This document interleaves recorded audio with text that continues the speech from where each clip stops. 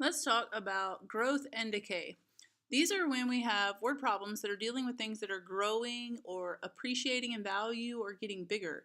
And decay is when we're dealing with things that are dying or getting smaller or decreasing in size or depreciating in value.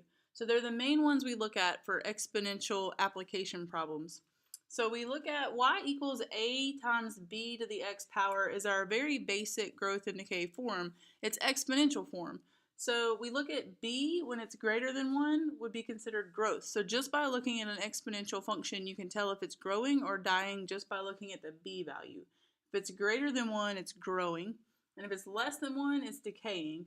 And another way you can see it written sometimes from earlier days in math and sometimes still is they'll separate it so it's 1 plus the rate right there in parentheses, and then it's to the t power versus the x. So like x kind of coordinates with time on these. And then the p is our initial amount or our principal value most of the time.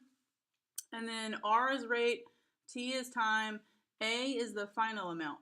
But I'm just trying to show you right here, you can put 1 plus r, or you could go ahead and combine them. So for instance, if it's growing at a rate of 10%, we could say 1.1. We could go ahead and combine it, or we could write 1 plus 0.1. If it's decreasing or decaying at a rate of 10%, you could put 0.9 or 1 minus 0.1. They mean the same thing. So that's all that's written there for. And then in our exponential form, you can consider a to be like your initial value. And in some cases, we consider it to be like our first term from geometric sequences, if you remember those. And b is the rate of growth or decay. Again, look and see how it relates to 1, because 1 is considered 100% of what you started with. So more than 1 is more than 100%, and less than 1 is less than 100% of what you started with. So that's why we look at 1. X is like our time, and y is our final amount. So let's look at a couple examples. The first two I've written down are the straightforward kind. What if they give you everything you need and you just have to find the final amount? Because a lot of times they give you something like this. John bought a house in 1999 for $248,500.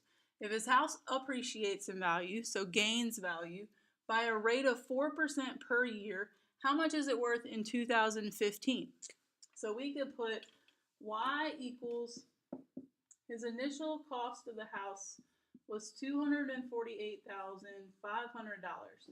It's growing at a rate of 4% per year. We could put 1 plus 0.04, or we could put 1.04. They mean the same thing. And then it's in the year 2015, so you have to see from 1999 to 2015, 16 years passed. Then I've already typed that in the calculator to save some time, and you should come up with the fact that his house, if that were true, would be worth $465,435.84. All right, so that's pretty good. Let's look at number 2. Dan River Mills closed in Danville, Virginia, causing the population to decline at a steady rate of 9.7% per year. If the population of Danville was 980,752 in 1998, what will be the expected population in 2010 if that rate continued to decrease by that same amount per year, we're assuming? So if we would say y equals the initial population was 980,752, it's decreasing at a rate of 9.7%, so I could do 1 minus 0.097. And then 1998 to 2010 were 12 years in between there. And the new population of Danville, Virginia would be a sad 288,278.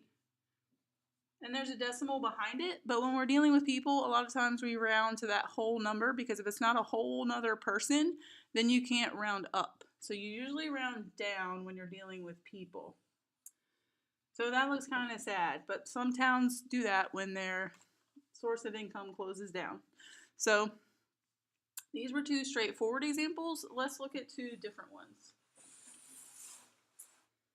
So for the next one, if you invest $500 compounded annually, so whenever it says annually, that just means once a year. It's nothing real special. You just use the growth formula for that.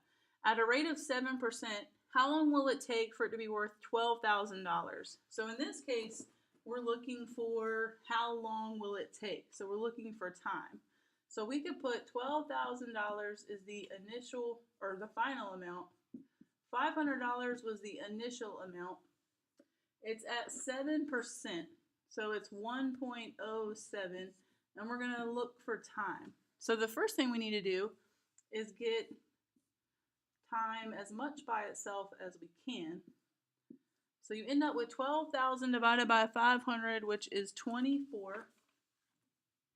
So I'm going to carry my work over here where I have a little more room. So 24, the 500 canceled out, so I have 1.07t.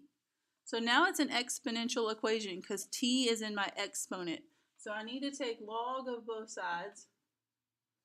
And then I need to divide by log of 1.07 because that's the side that had the variable in it. So t will end up equaling 46.97.